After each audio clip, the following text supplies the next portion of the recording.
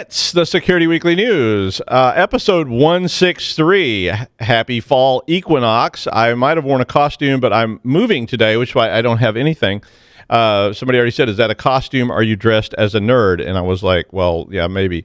But anyway, welcome to the week of 31 October 2021. Dancing holograms, Revil again, ransomware busts, hiding malware and source code, HTTP header smuggling, Freeswitch, and Jason Wood on the Security Weekly News. This is Security Weekly, for security professionals, by security professionals. We interrupt our program to bring you this important message. It's the show that keeps you up to date on the latest security news twice a week. Your trusted source for accurate security information and expert analysis. It's time for Security Weekly News. Every 11 seconds, there's a new ransomware attack. Oil pipelines, universities, corporations, all paying millions of dollars. Barracuda says, don't pay the ransom. Before a ransomware attack occurs, train your teams to recognize an attack and use anti-phishing technology. Protect your applications, and they can't get onto your network. Simple backup and restore solutions quickly recover your data without paying the ransom. Build your ransomware protection plan now by visiting securityweekly.com/Barracuda. That's securityweekly.com/Barracuda. All right, it's now November. It's time to put up all those Xmas decorations, or if you didn't take them down, it's time to reactivate them, or if you never stopped activating them, well, I guess you're all set. This week in the news, Revil. We talk about Revil all the time now. The always popular ransomware and malware gang was back in the news again this week. This time, German police identified a key member of Revil and claims that the member bought an expensive luxury watch. And I don't know about you, but I bought a Timex watch once. It cost like $19, and then later I actually somebody was talking about this, and I found that there's watches that cost like $30,000 and $50,000, and I was like, well, what does a $30,000 watch do? It tells the time. And he was, well, it tells the time at a depth of water that you would die. And I was like, well, if you went to the depth, you wouldn't actually need to. Anyway, yeah. Anyway, the police said that the suspect has an expensive luxury watch with a Bitcoin address engraved on its dial, and also a yacht. And by yacht, I doubt they mean a 10-foot catboat like I have, or something like that. But anyway, the person goes by Nikolai K. and is based in, wait for it, Russia, of course.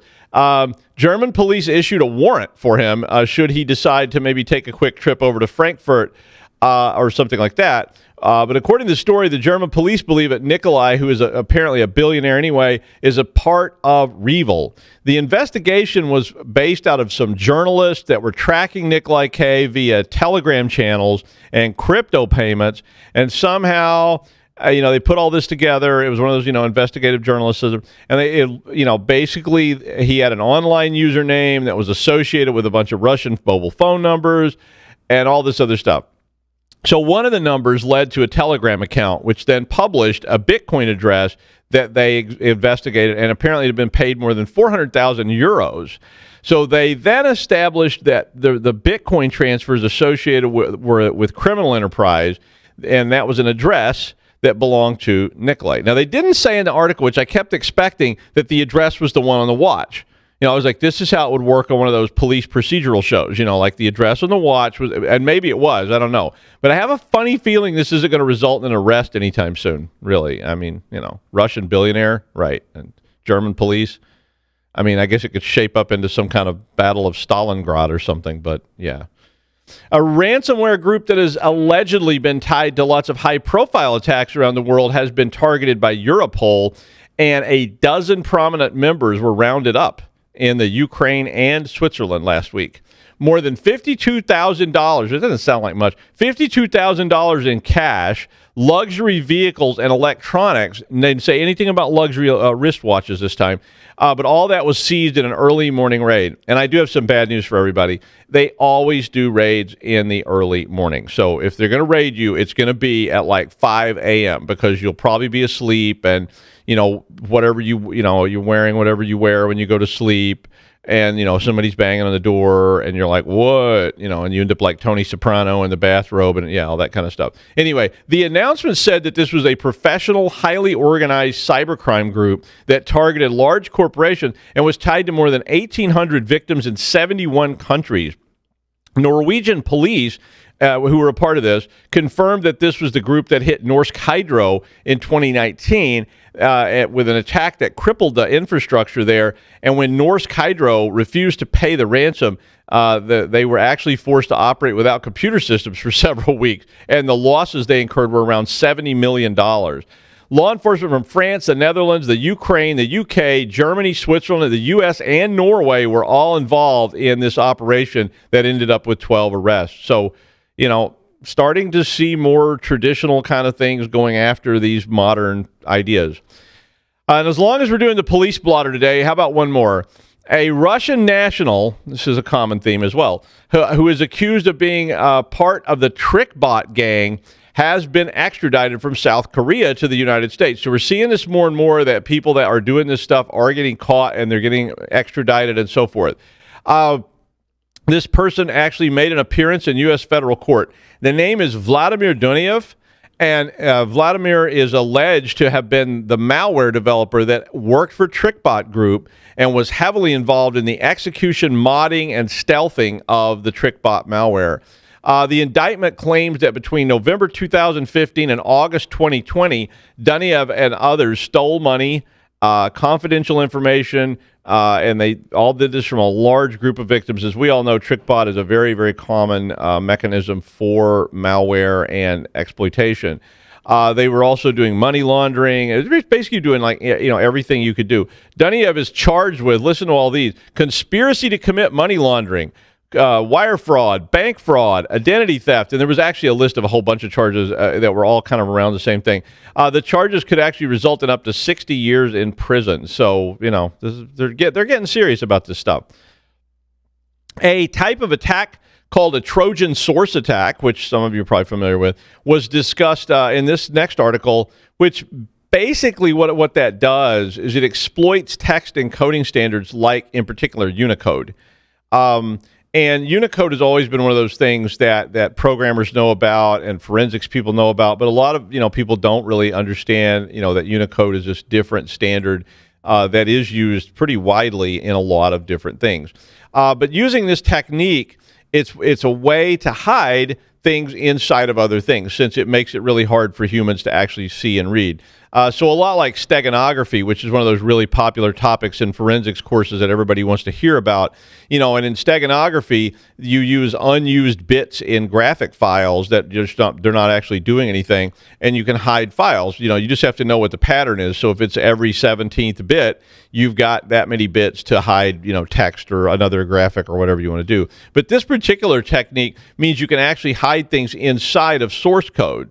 So what kind of things can you hide there? Well, all sorts of things that wouldn't just be hidden, but they might actually be executables. Cambridge University researcher Nicholas Bauscher and Ross Anderson published a paper that said that this sort of attack could actually jeopardize all source code and pose a threat to first-party software as well as supply chain. And the reason they say that is because if there's things hidden in source codes, it may be really hard to spot those things that are hidden there. They published proof of concepts that illustrated the attacks using C, C++, C#, JavaScript, Java, Rust, Go, and Python. And they went on to say that this type of attack would likely work in just about any modern language. Now, this isn't really new, understand, but this is another approach to the same thing that has been around for a while. The original types of attacks were called RLOs, or right-to-left techniques. They were also called BD override techniques. This new version relies on a couple of CVE problems that were dealing, again, with this old BD stuff, which is basically right-to-left characters like Hebrew or Arabic. So that's languages that are read from right to left. And so this is a kind of like those big Indian, little Indian directionality problems that you run into with like cell phones and certain kinds of computers and things like that. But in this case, the system has to have some mechanism to deal with encoding where Latin characters, left to right, like what we use in the United States, are mixed in with like Hebrew or Arabic or anything else like that, and it creates conflicts in the compiler. So Unicode has this override control character which produces an invisible character that controls the switching. So if you hide all this in a comment string, so you can actually sort of embed this whole thing in this hidden set of instructions, it may be possible to inject malware into the source code. But wait. It's kind of complicated, and it's definitely worth you reading it, and some of you may know a lot more about this than I would. But basically, at the end of the day, it's really a setup for something else. So the hidden source code doesn't necessarily do anything, but it could be triggered. So if you know it's there, and you know its location in memory, that when something's executing, so if people are playing a video game and there's something hidden in the source code and you know the location of that in memory, you may be able to execute it another way. So it may be a way to sort of do a multi-part attack and so forth. But so it's worth reading if you're into such things. Malware can be delivered via a compromised website on Chrome browsers, which may allow the bypassing of UAC or user access controls and basically run it as admin. I always say root, but it's mostly about Windows, I think. So UAC is a Windows component, so we're all pretty familiar with that. So this is that component that pops up and says, are you sure you want to allow this to do this? Are you sure you want to give administrative privilege to this particular product? And so if you say no or nobody approves it, then it doesn't allow the execution with the elevated privilege, which makes it harder for certain kinds of malware to actually cause problems because you actually have to agree to it. It also lets Microsoft off the hook legally because if, they say, well, we asked you if you're okay with it and you said yes, when you go to court and say this flaw in the system allowed somebody to hack me, Microsoft's going to say, yeah, but you approved it. So they've got kind of an out there. But anyway, Rapid7 identified a campaign which is targeting Windows 10. In a blog post, Andrew Iwamaye, I wanted to make sure, I actually tried to say it earlier, Iwamaye, I think is how you say it. Andrew Iwamaye. Andrew, I'm sorry if I didn't say it right. But Andrew Iwamaye said that if a Chrome browser user goes to the malicious site, so again, it sort of has to start with something bad, and the browser ad service prompts the user, well, that may allow various info stealers and other malware to run locally. Examples they cited included that this approach could prevent updates from running in Chrome, arbitrary command execution, and all the usual suspects. The research showed that when this thing was running, it created redirects to suspicious domains in the browser history, and there were a lot of other types of redirects in there before there was an actual infection in the browser history. So it seems like the sites have to convince you to allow these notifications via the browser. So this is almost a phishing kind of thing. And then that alerts the user to update the Chrome browser. And then you, instead of going to the actual update site, it sends you to a legitimate looking Chrome update site. The update then, runs, but it's not the update you thought. The update contains a malicious payload, which then allowed them to set up for further exploitation of the system. So people always going to find all these things out, so be warned. Daniel Thatcher from Intruder has stated he will present new research on HTTP header smuggling at Black Hat Europe next week in London. I wish we could all be there. Hi, Aaron. Daniel has also said he's going to release a free tool that will test web servers for weaknesses that will allow this type of attack. Which the minute I hear that, I'm always like, okay, that's the real attack, right? Like you release a free tool and say there's a dangerous attack. You probably want to test. Here's a free tool. Use it. Apparently not, but that's me being paranoid. There are two main types of attacks that are in this particular realm: header smuggling and request smuggling. They're related to each other. And they can both affect HTTP and HTTPS requests. So header smuggling is basically placing some kind of malicious or false information that you want to give to a back-end server in the HTTP request that gets into the front end server. So if there's a way to manipulate that so that it passes that information to the back end server, like a database server or whatever, that would be an HTTP smuggling attack, because you want to actually figure out a way to get through the firewall, to get through all the anti-malware stuff. And if that HTTP header would allow it, then you got that kind of problem. According to Black Hat Europe, the demo is going to show how to bypass IP address restrictions in AWS API Gateway, which can lead to a cache poisoning exploit. So that's the demo that's going to be there. So even though Black Hat, you know who you are, did not pay my way to attend, I will still say this sounds like a pretty interesting talk to check out if you're going to be there or if you have access after the con. Daniel did say that there's no evidence of this attack that's being demonstrated in the wild as yet. But as we've seen in the last, few months, the minute something comes out, you may well see attacks. So if you are, if you have problems with this kind of stuff, you may want to check it out and make sure your web servers are not vulnerable.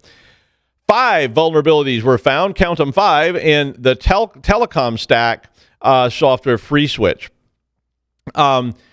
Enable Security, which is based in Germany, said that the various vulnerabilities can lead to denial of service, authentication problems, and information leakage if you're running Freeswitch. If you've never seen Freeswitch, it's actually been around a while. It's an open source product, so a lot of people have used it for things, and as well as embedded it in things. So now supply chain problems. But the open source product basically enables you to build things like a Raspberry Pi, which is going to act as a telco switch. And a lot of us have worked with telco switches, and as the world moved away from old stuff to new stuff, there were a lot of people trying to find ways to do telco switching in-house, and this was a really cheap and not really that difficult. I actually set one of those up a long time ago. It was quite interesting product to play with. The vulnerabilities were fixed in version 1.10.7, which was released last week. All the flaws revolve around the web real-time communication tool, which allows audio and video communications in web pages without plugins, and SIP. So SIP is a common telephony protocol that's used for VoIP phones, and those web pages and things. So this is how you run a radio station or something like that on a website. You might be using something like Freeswitch, or you can do like web calling and things like that. So if you're running Freeswitch or other downstream tools using it, you may want to be sure you have patched up. All right. Jason is going to join us, and breeding new animals on a private island is always an exciting profession, and he did it better than anyone else. Winning the Moreau Award twice, his pit bull koi fish combination is a beautiful aquatic guard animal that will definitely keep the bad guys out of the moat. And his mixing of monkeys with banana DNA resulted in monkeys that not only smelled and tasted better than your traditional monkeys, but they put monkey meat in the peel and eat category. It's none other than Jason Wood. Hey, everybody. And I'd like to add thanks to Elon Musk for getting me the private island to allow me to do the experimenting. Hey, I got to say peel and eat monkey meat, so that's one of my bucket list items. You did that? There you go. Glad we were able to assist in that. Some people want to climb Everest. I've always wanted to say peel and eat monkey meat in the public, so. Well, it's a lot easier to breathe when doing that than climbing Everest, so whatever.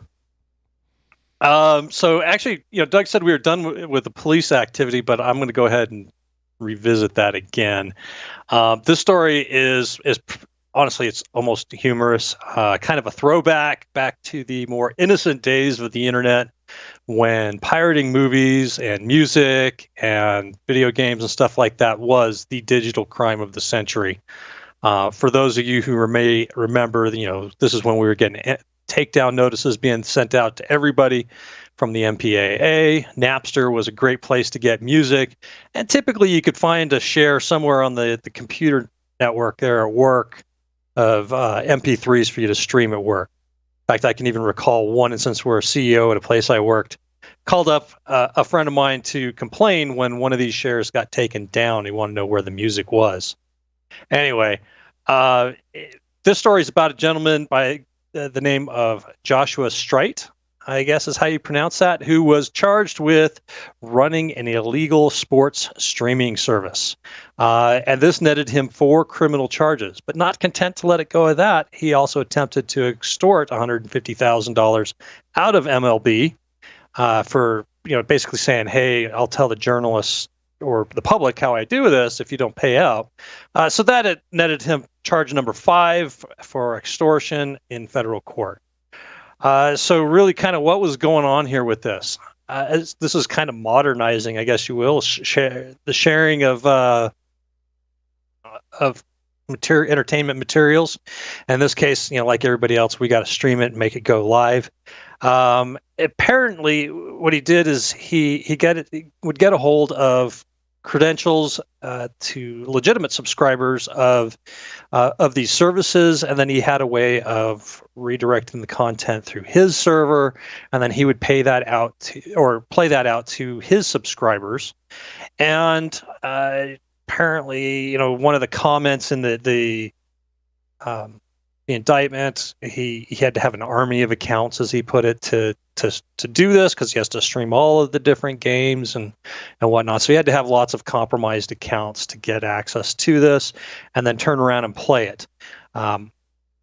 And he was basically selling access to MLB, NBA, NHL, and NFL streaming services for $129 per year.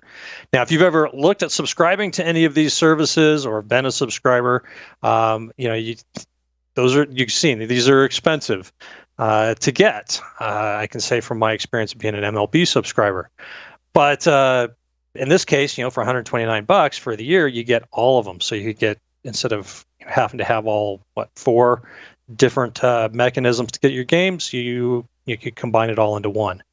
In the end, this ended up being apparently reasonably profitable for him. I assume they don't talk about any numbers for his earnings, but they did say that MLB complained that this cost them nearly $3 million in subscription fees by their estimate. I don't know how they came up with that, but that's the whole thing there. You can read there's a link to the criminal complaint in the Threat Post article that I took the story from, so you can find that in the show notes. But you can also see how the FBI agent who responded to this identified Straight. I'm not an expert in any kind of OPSEC or operational security by any stretch at all, but this dude didn't make it difficult at all to identify him. He was reusing handles. He was using the same email address for both his illegal activities as well as his more legal type of stuff. Ties back to like LinkedIn profiles and Reddit profiles and whatnot. It's a lengthy list to read through. The agent was very thorough on how he went through and documented all this and mapped this out, but it wasn't real hard to point it back to him, basically. But it even gets better than that. Apparently, Straight was having trouble accessing the NBA video streams. NBA trying to make things difficult for people who were pirating their content, and so it broke his access a little bit. And so he went out and posted on a Reddit forum or a subreddit, saying basically, "Hey, I'm having trouble with this," and he's describing his issues, debugging, and kind of come up with a way to make this work through his site. And so here's a couple of quotes from this Reddit post. He says, "I have spent the entire month of May, 16 hours a day, trying to find stable, scalable solutions." Later, he went on to say, "If you have expertise in CDNs, scraping, or sketchy shit, I'd love to talk to you. Please reach out to me via any channel." End quote. Now, since the FBI agent who was investigating him had already pretty well documented what all the channels were, he had no trouble reaching out to him and saying, "Hey, I'd love to help you out." And now the defendant has an FBI agent helping, in quotes, him troubleshoot his issues and come up with a scalable way of streaming NBA games through his service. In fact, he made a comment when talking to the agent that, again, another quote, "I have a set of backup feeds right now. They're okay, but I'd like to continue doing my steal from NBA League Pass shit as I have for the last 5 years." It's kind of an oops. You just admitted to what was going on to law enforcement. So this has been going on for a while here, but it kind of heated up a little bit. Back in March of 2021, Street decided to get an extra payout, and so he contacted the MLB about a bug bounty. Now, the problem is that the MLB doesn't have a bug bounty program, so they go back and forth for a while, Conversation kind of tapers off. He's upset. There was a phone call apparently along the way stating that, where he found out that they didn't have a program. They weren't going to pay things out. So he started getting a little bent out of shape here, apparently. And then finally in September, the conversation of this year, the conversation picks up again. And MLB finally says, so you keep talking about wanting money. What are you looking for here? And he demanded $150,000 as his price for silence to not leak out how he was streaming freely the information from MLB.tv. Things apparently went nowhere after this. I'm assuming he got arrested shortly after. I always try to come up with some kind of takeaway for us for corporate security type of stuff, our work roles. I got nothing. It's entertaining to read. It's kind of, the guy is doing something he shouldn't have, apparently, or is alleged to have done it. He's in some trouble now for this. Maybe he's looking at jail time. Maybe he's not. Depends on. There's some debate on that, according to an FBI or a federal sentencing guidelines expert. He may not get any jail time for it, just some fines and probation. Either way, what I would say, obvious takeaway, I guess, for anyone who wants to operate a site like this. Pay attention to your OPSEC because, this dude just didn't make it hard at all. The streaming site has been closed. The admin made a post on it saying that he was ceasing every and all operations and that his freedom was in jeopardy. Go figure. Probably my favorite quote from the entire article was from that sentencing guideline expert who said, "It's reasonable to say he'll find himself in front of a judge at a sentencing hearing. He appears to have gotten their attention." Now, I don't wish any ill on anyone, but good luck to Mr. Strite. It sounds like he's going to need a little bit. It's like those guys that used to set up stolen cable for you, right? They come around, knock on the door. There you go, man. You're like, hey, I can hook your cable up for you for $25, and you never have to pay again, And it was funny because I knew somebody who was a police officer, and the guy went over to his house, and he was knocking on all the doors, And then later he's like, I didn't know what I was doing. I thought I was helping people. Those kind of things. All right. What did you arrest him for? He interrupted my TV time. Yeah, That's exactly. And finally, Whitney Houston was a popular and talented singer who died almost a decade ago. But now she's back and hungry for brains. No brains, but she is back in the form of a hologram. Now, William Gibson started all this a long time ago. Well, actually, other people started it too. It was even long before when William Gibson hadn't been born yet. But William Gibson wrote a book called Idoru, which was about a celebrity hologram that, was entertaining and, wanted independence from whatever. But here it is, come to pass. So starting this week in good old Las Vegas, where else? Whitney Houston's hologram took the stage with some living performers and musicians and did a whole set. So Base Holograms wants to bring dead popular entertainments back to the stage so that if you never got a chance to see someone, well, I guess you could sort of see them sort of live now. The company says that if the show does well in Vegas, they'll tour the hologram in 2023, literally. There was no indication if the hologram would be exploited by the label and offered lots of drugs or, have a chance at full-on debauchery in the hotel rooms on the tour circuit. I guess Elvis, Jim Morrison, and others will probably be back next. And that's the news. Thanks, Jason, and thanks you for joining us on Security Weekly News. If you don't want to end up an exploited hologram, get your shots.